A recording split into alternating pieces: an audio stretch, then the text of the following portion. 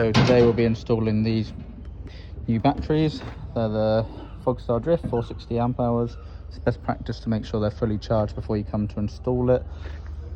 And we'll be installing them in these new style battery boxes today. What you need to do is make sure that they fit the battery boxes, and these ones won't, as they're slightly too big. So what we need to do is take the handles off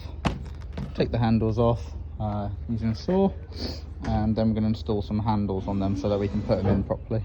I'll show you how. So just take away the handles, being careful not to go into the body of it, and just getting these plastic handles, basic grip handles. That's the code number there. And there, we're going to attach them before we remove the final one. This bit's a bit long, so just consider trimming a bit of it off. With 2 new handles on, you can saw off the remaining. Grab handles in. That's okay. So now we've got the grab handles on, we're going to come to the battery box. The important thing to note with these is that we've a very special technician engineer designed and had these ordered. So put these in the spacer blocks to stop it moving around. One there and one there. And if you pop it in, Fred.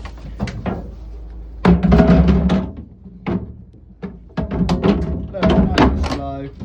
Just give it a little jiggle, Fred, make sure it's not going to move around. There you go, we're happy with that.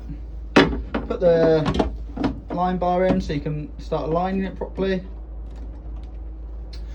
On some of them you'll notice that this is very close to the battery terminal, so on some of them you may need to file these down or saw them off.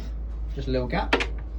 And then because there's only one gland installed, but we need 2, one for the negative and one for the positive. There's one for the positive, but we need to do another one for the negative.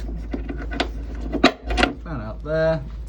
Once you've got your hole punched, you can remove all the batteries, because obviously you're drilling, you don't want all the metal shavings to go near the battery. Put a bit of thread locker on the end of the drill. It's a 20mm hole we need.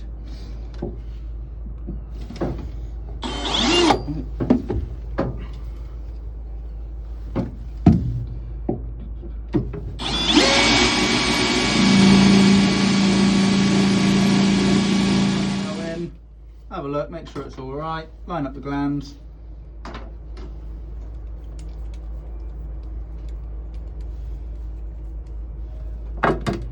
Happy days. Give a little bit of touch-up paint to stop these bits rusting.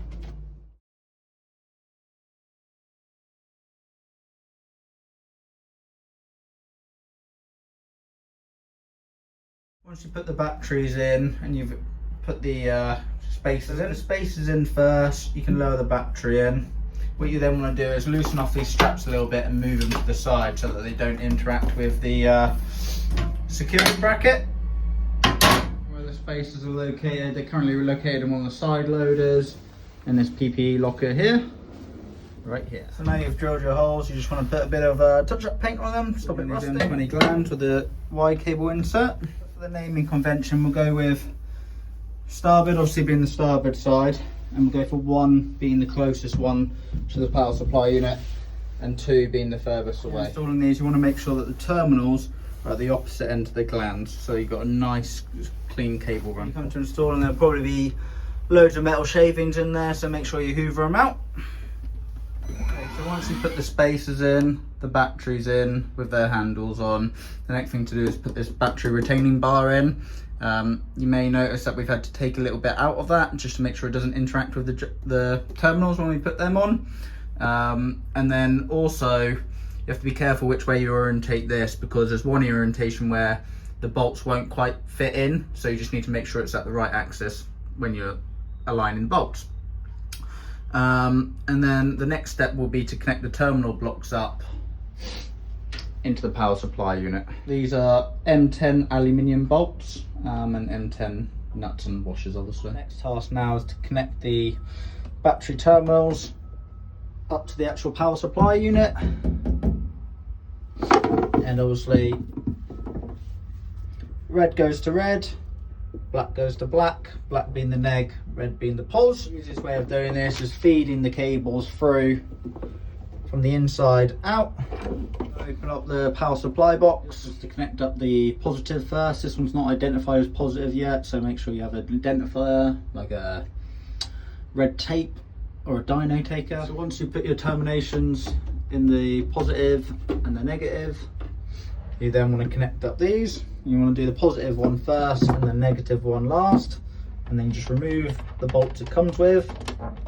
Then you use these M8 20mm with a spring washer to secure it in place. You want a 13mm socket set, and you want quite a deep one because it has to go through there. Before you connect these up, you want to make sure that all the fuses are off before you connect up the battery, so there's no shocks to the system or anything like that. We've connected up the batteries at both the power supply unit end, POS and neg, and then POS and neg.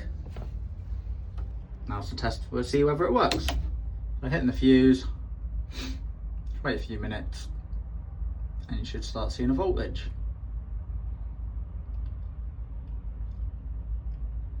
Yep, all good. So turn it off again. And with these connectors, once you're happy that to put it away, you want to put a nice bit of silicone grease in. Today I'll be using Molykote.